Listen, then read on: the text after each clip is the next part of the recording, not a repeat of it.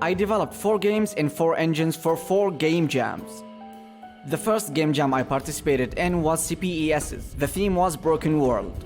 Although I stopped using Unreal 4 at the time, I picked it up for this jam. I wanted to create a horror game about a hotel's security guard. My idea was about a security guard who was sent videos featuring murders in hotel rooms in the same hotel he's in, and the guard must go check these rooms to discover the story.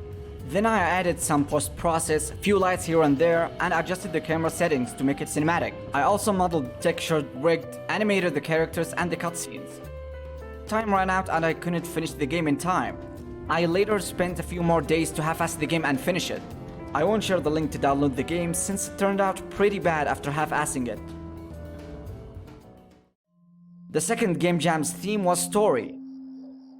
And since I participated in 2 other game jams, I wanted to finish this game fast, which led me to making a visual novel using renpy engine. The deadline was due in 12 hours and I had to come up with something ASAP.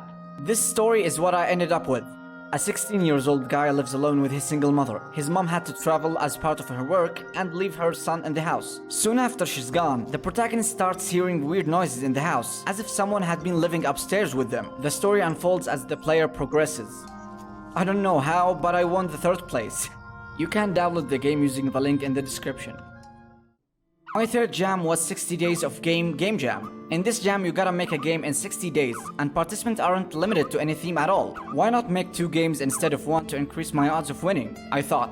That's why I decided to team up with other participants. I teamed up with a programmer who needed a 3D modeler and I helped with some modeling ideas and animations. We developed the game in Unity and it started like this. VR bird simulator platformer set above the clouds.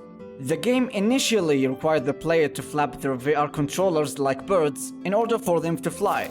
But since we encountered some issues, we decided to scrap the idea with this. You play as a pigeon in a city and you must protect your kids from some gang. Unfortunately, in the end, we lost. You can find the link to the game in the description. The final and 4th game was also for 60 days of game jam. But this time I developed it with another team in Unreal 5. I worked with a guy to make a story-driven horror game inspired by Inside and Little Nightmares.